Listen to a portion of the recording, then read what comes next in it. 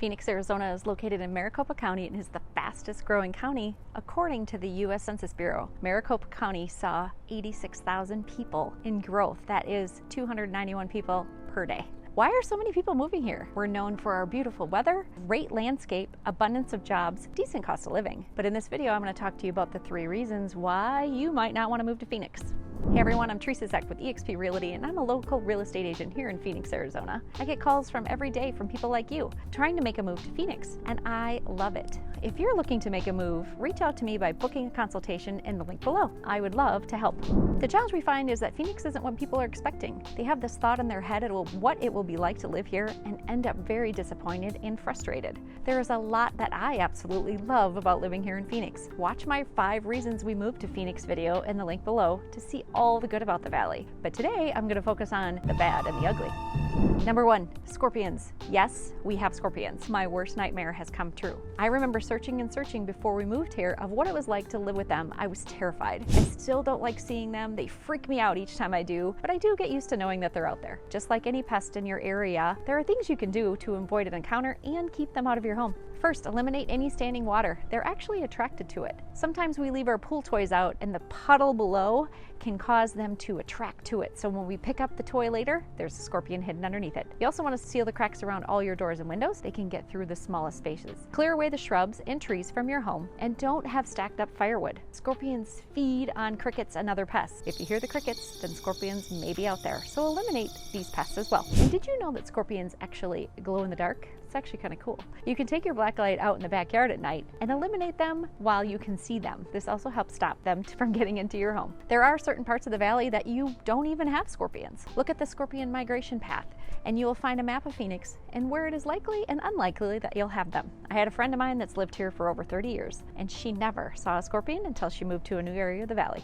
If you don't want to take care of them yourself, you can work with a local exterminator to get them under control and keep them away from your home. Now, scorpions were my number 1 reason we took forever to move here. If you want to talk about what it's like to live with them, please reach out. You can find my contact info and the link to my calendar in the description below. I don't want anything to keep you from making that dream come true. We wish we would have moved here sooner, and I want that for you too.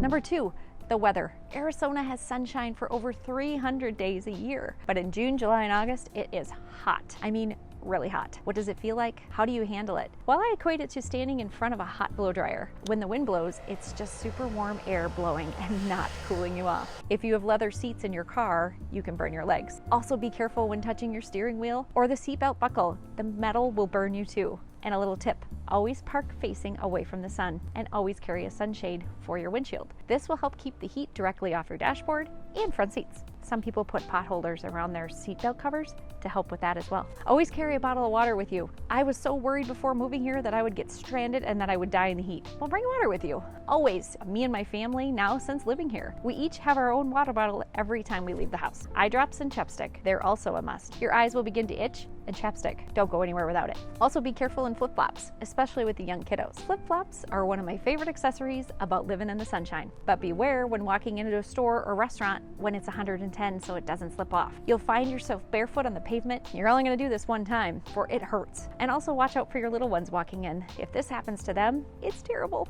This goes for your pets as well. Check the temperature outside before you take them out for a walk. Be sure to put shoes on them if it's super hot or get up really early in the morning. But if the temperatures are in the 90s, it's probably too hot for their paws. Test it out for yourself.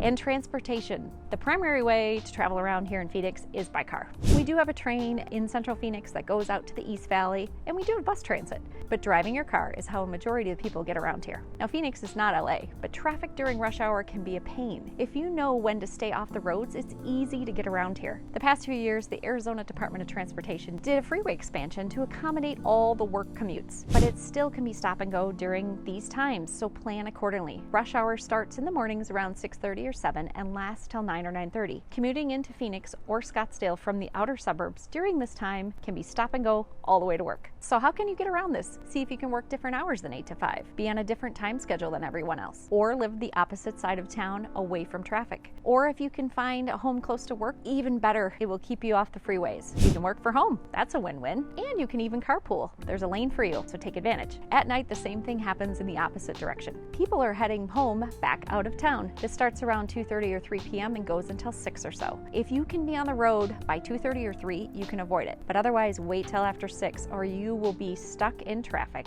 all the way home. Now, you could jump on a side street. Sometimes that can be faster, but you know how you can always hit every light on your way. Now, each freeway is not the same. Highway 10 and the 101 coming into Phoenix from the outskirts are very busy. Even the 60 coming out of the East Valley into town is busy.